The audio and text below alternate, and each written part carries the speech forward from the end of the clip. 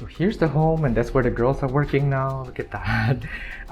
And this is the entryway to the space. Let me give you a view here. It's actually very, very small. Let me just quickly walk through what we're growing right now. A lot of them are not available, and I think that's the problem with me setting a sales target in the beginning that I couldn't fulfill, is because a lot of plants do take time to propagate. So that's Gia there. So our sales for the first few months are gonna be so low because we're propagating so many plants. So here is a Thanksgiving or Christmas cactus. Look at the baby leaf here. And then there's some variegated monstera that we're propagating here. This is actually very dry. I need to have them water it a little bit more. Look at that. These are all wet sticks of the variegated monsteras. I'm really glad that the girls are not overwaterers like me, because I'm a crazy overwaterer. This is a table where we propagate everything. It's actually a really long table and it's custom. Love using stainless steel.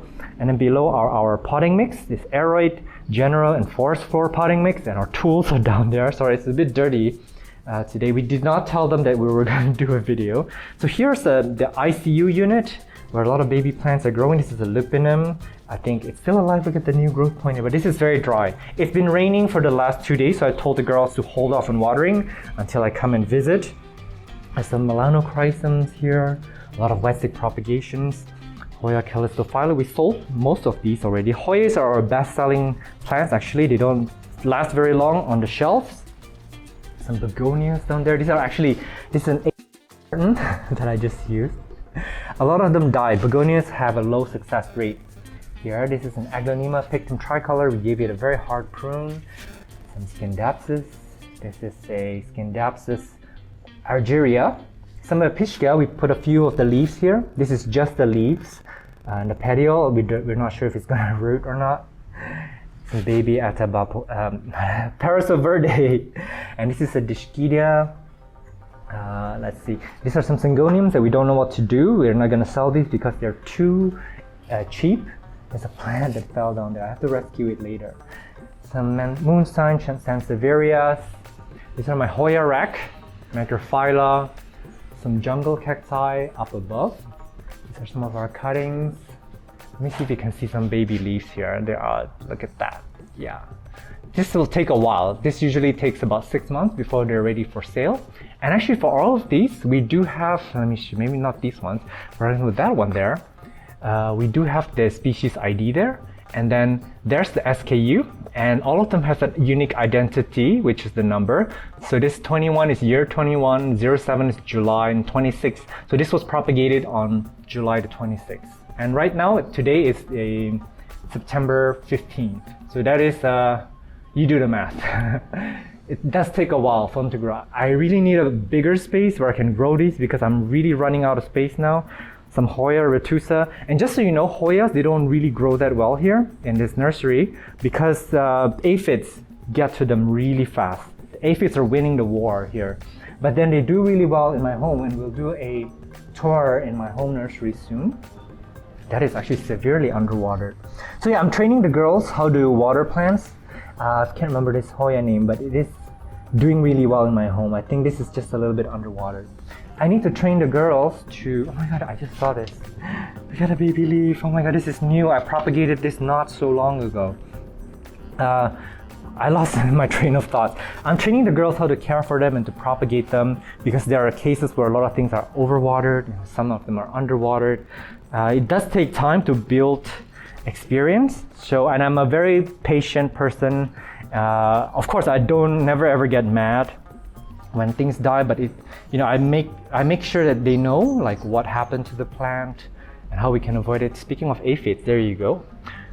There's some aphids here in this Hoya, and they really cause them to decline. We do treat them very often, but yeah, we're losing a war with the aphids here.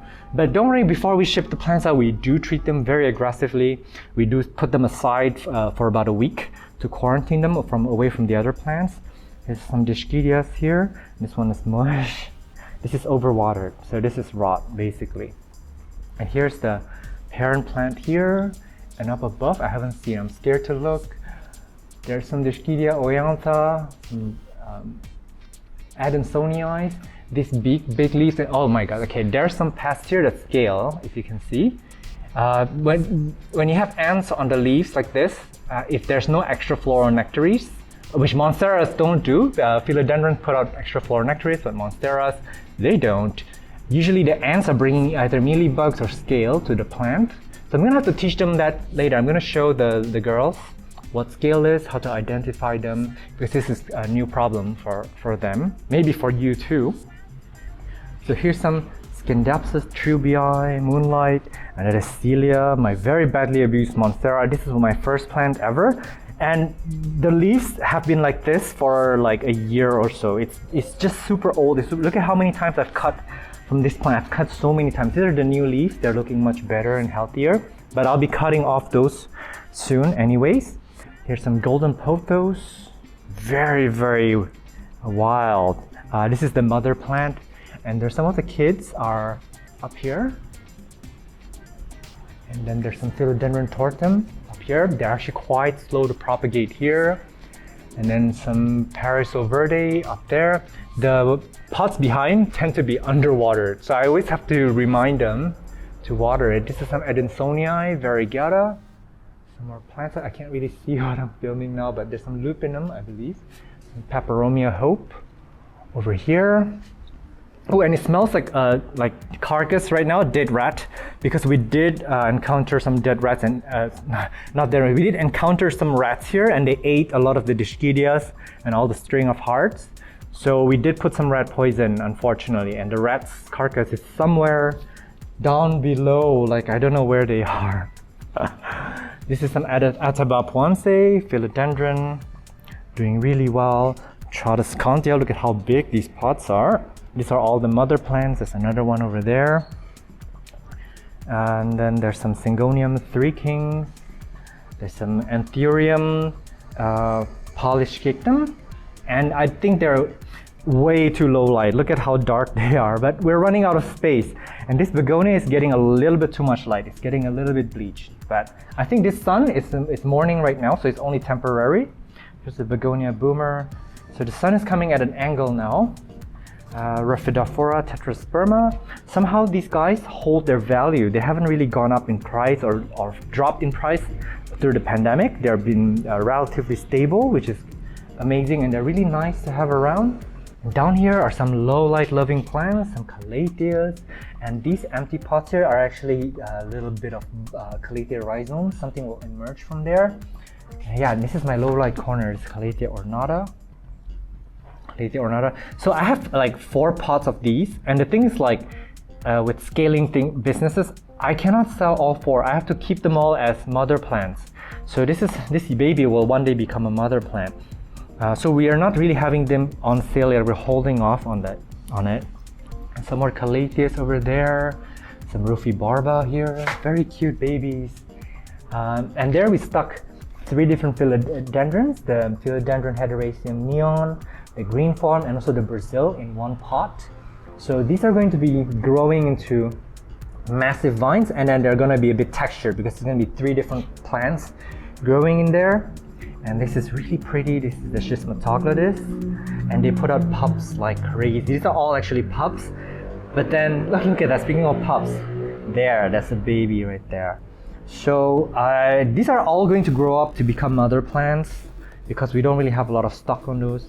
And this is also another Schismatoglotis with its pups. Look at how many pups they have. It's not an expensive plant, and it's pretty easy to care for, although they are very spider mites prone, just so you know. This is, I believe this is Tenante burlemarxii. And this is some Piper crocodum. Very pretty, but this is also very inexpensive. So I have to be very careful about growing plants with very little value, because we do need the sales number to go up. But those are so pretty. Like, how can you not resist? Look at that. How pretty is that? This is why I am really desperate to have like a massive area, a massive nursery where I can grow all these plants, and then you guys can come in and just pick one out and buy them, because these guys don't ship very well, by the way. They really don't. And also have all this room to grow more diversity of plants, because that is something that brings me a lot of joy, Here's my scindapsus that we oversold, so we didn't really have enough mother plants to begin with, and we sold so many of these that now we're just trying to recover from the stock. We used to have like 2 shelves full of these, and this is all we have left now. It's gonna take us about a year to build the stock back up. So this is why it's a lesson for me that we need a lot of mother plants to sustain the business. I'm climbing up a little stool here, and up here we have a lot of philodendron Florida ghost. Look at this baby here. Hello. Yeah, and then there's some Hadiora up here. They actually look like coral. There's some Ripsalis up here. Let me show you around. There's some ZZ plants here. These are actually a year-old cuttings. Not a good plant to grow if you only have a limited space, I guess.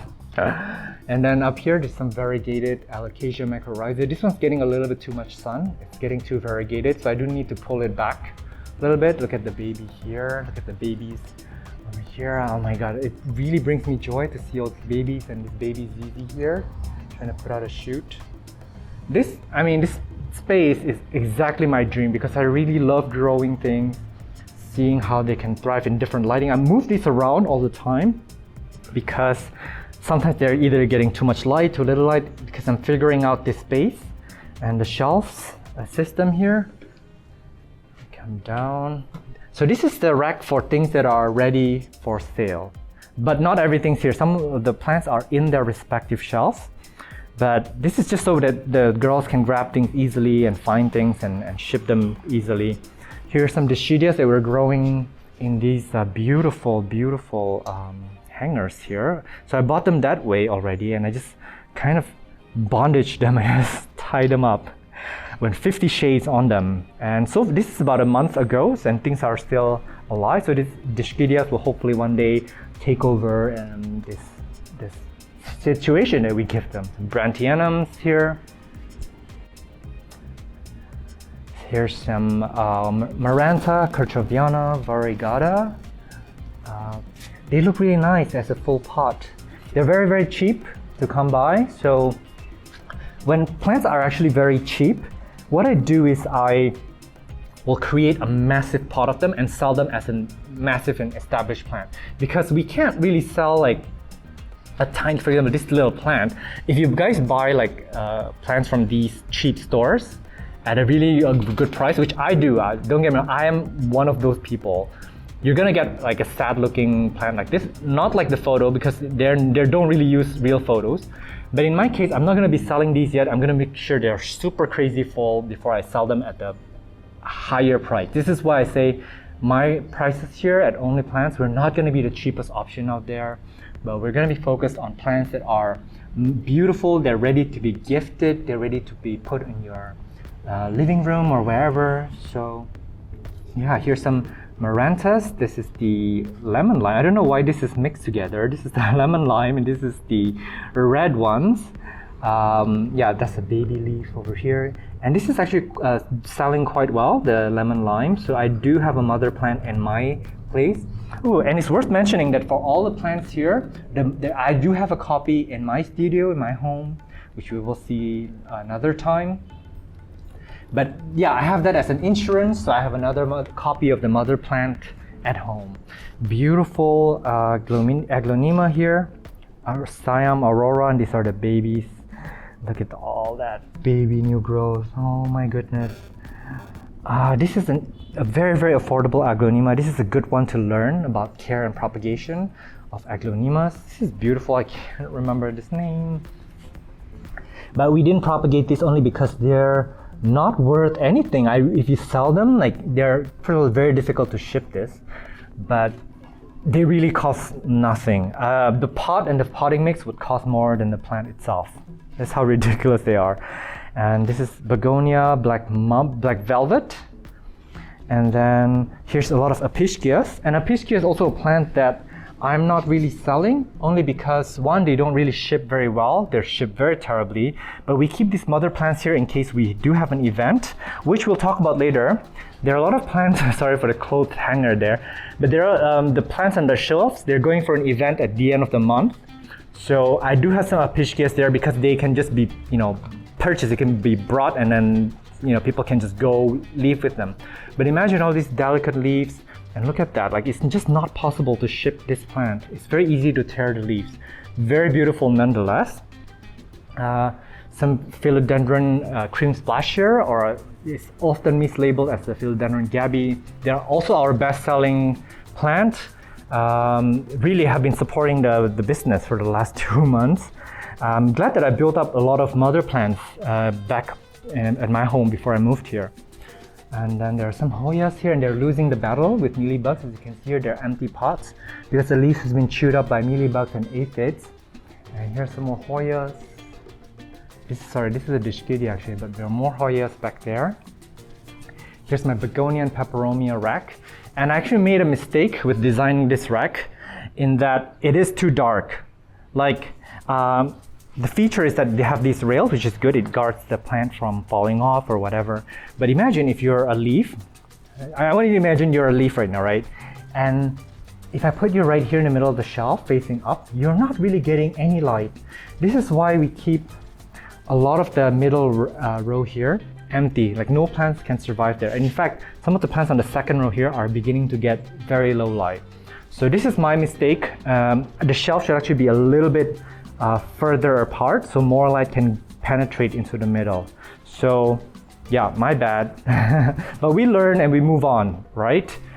Let me go actually this way, back this way. Calathea Thai Beauty, we're trying to build up stock. Look at this baby leaf, oh my gosh, hello. And then some Monsteras. These are all reverted Monstera alboborzigianus, and we sell them as green forms because they're no longer going to give us variegation.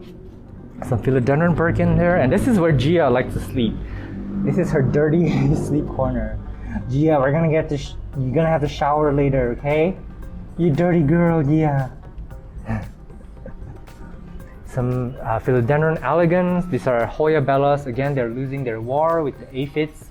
So I may not grow Hoyas here ever again. I may just grow them in my home because they just cannot survive here. A lot of gloriosums here. Philodendron pink princess. Here's some more variegated monstera up above. I do have more of my variegated monsteras at home where I can keep an eye out for them. That is propagated variegated monstera, and I think a new growth point is appearing, very exciting. And let me see, up here we have some Syngonium, Podophyllum, Variegata, and we do stick a lot of them in one pot. Look at that, we stick many of them in one pot. They used to be expensive, but their prices has really fallen. So this is why we have decided to, just group cuttings together, so we can sell them as a full basket of plants. Some Cebu Blues, Peperomia Hope. It's very slow growers, but very easy to grow.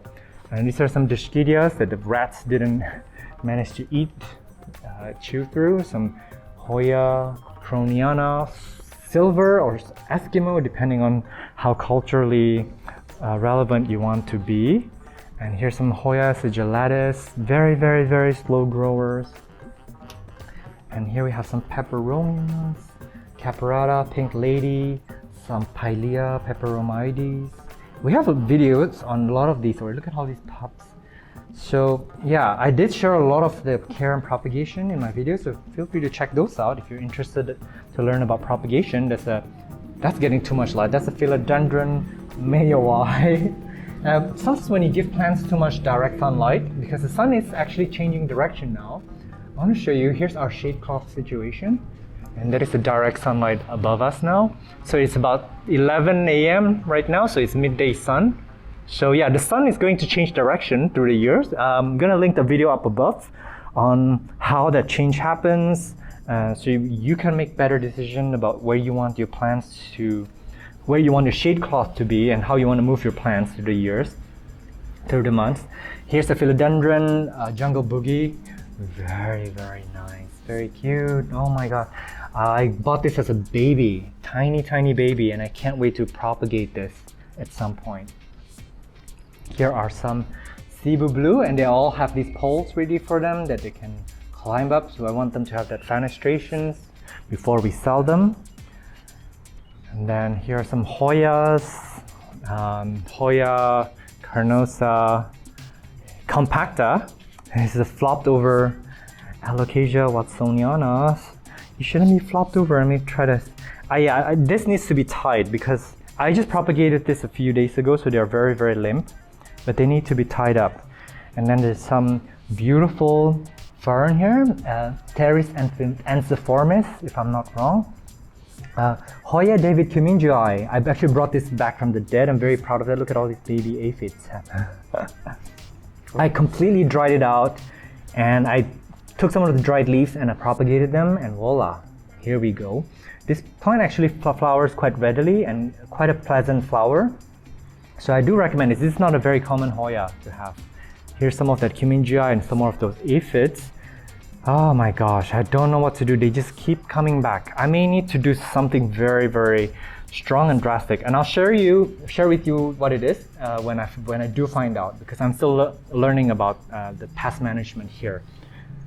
And then here we have some caladiums. They love full sun. These are all my full sun plants, as you can see. There's no shade cloth above them. A lot of coleus up there. We have, I think, 12 varieties of them. But we're not really having them on sale because, again, they're worth nothing. To be honest, like a pot like this would only cost about 20,000 Indonesian rupiah. That's like a little bit over $1 US. It's just so much hassle to pack and ship. Again, our potting mix, our pots, and our packing material will cost more than the plant itself. So we're gonna hold off, and we're gonna grow a lot of mother plants until we can figure out a huge nursery where we can grow them out and people can actually buy them, and without us having to pack and ship them, because they also don't ship very well, by the way. They are terrible shippers. Some asparagus fern. This is just a mother plant. Here's some of the Pischia babies that we're going to be taking to the event. Look at how fast they grow. This is actually 2 weeks ago. Very fast growing. Some Nephrolepsis Suzy Wong. I have a video on that coming up. Here's the back view of the Alocasia watsoniana. Very, very beautiful plant. You just have some random plants. This is a strawberry begonia here. It's not really growing at all for me, but I just have this one pot here, but I have many more at home. This the Alocasia putting out a new leaf. A lot of peperomia, watermelon peperomia, some peperomia incana here. We've always have this in stock. This is our classic. Some mother plants back there. Some begonias, philodendron golden violin. More of them. They're kind of spread out all over the place. I don't know. These are some more of them. We just propagated this not so long ago. This is not doing well. Hello. This is a peperomia parallel. Very beautiful peperomia, but yeah, something's wrong with it, I think. So there's daily, and this plant here, every time I visit the nursery, I would hold it up because it's going to be lightweight and dry. So there are pockets of area where they're not getting enough water, and I'm trying to train the girls to identify these and be more attentive to these. Nobody's perfect, don't get me wrong. Even I kill plants sometimes. I miss certain plants. So yeah, it's just gonna be a little bit more of a learning process for everyone. And then here are some jungle cacti, mother plants. There's a lot of Hoya macrophylla, variegata, very fast selling plants for us, very fast growing. But again, the aphids are winning this war. They always get to them, which is very, very disappointing. But this is a really beautiful plant, and I do need a lot of these mother plants. Oh, I want to show you something. Look at this beautiful variegated Kadaka fern. So I just chopped like it actually used to look like this, but in a variegated form. So just cut it like pizza, basically cut into 4, and stuck one of the corners in soil. And look at this. These are all the babies. And back there too. So we're going to be separating this soon so that each of these pups can live in their own pots. Very beautiful plant. I can't wait to grow many of these. Very interesting. Yeah, so there's more begonias hiding here in this darkness. I don't know, man. One day I think this shelf will turn into a utility shelf. Maybe we can store pots and stuff here. But because I don't think plants really like to sit in the middle or in there. So yeah, things are a little bit messy. There are like things here and there, mycons, but it's a small space and we do struggle with this space. We do have to Tetris our way around the plants. So everything in these shelves pretty much are going into the event that we're doing at the end of the month. We're rehabbing them here because again, we want to fertilize them. We want to treat them for pests. We don't want to have any embarrassing situation where pests appear during the sales. But look at these cute little baby ZZ plants. They're very, very slow growing. But yeah, they're so cute in the terracotta. Some philodendron cream splash that's happening. Persian shield, very beautiful plant. They ship really terribly. This is elephant's bush. I can't remember the Latin name. Very, very pretty. They can become a bonsai. Let me show you what the parent plant looks like. Right there. They can become like a bonsai tree, a little mini bonsai. And then here's some more hadiora. They look like coral. I really am obsessed with them. These are all just babies, by the way. They can get massive. Here's my only citrus plant. And then there's some Schismatoglotis. This is some Syngonium. There's some crispiness here. I'm gonna prune that leaf off. Syngonium windlandii, very pest prone Syngonium. And some more Syngonium variegated that we're gonna be bringing. These are some of the, we pick out the beautiful stuff. Like look at how beautiful this is. Because for offline events, we're gonna be marking them up a little bit higher in price, and the experience is gonna be different from online, because online the competition is really crazy for price. But when we do offline, we can showcase, like look at this over here, this begonias. We can showcase some really massive, healthy plants that you guys can choose from.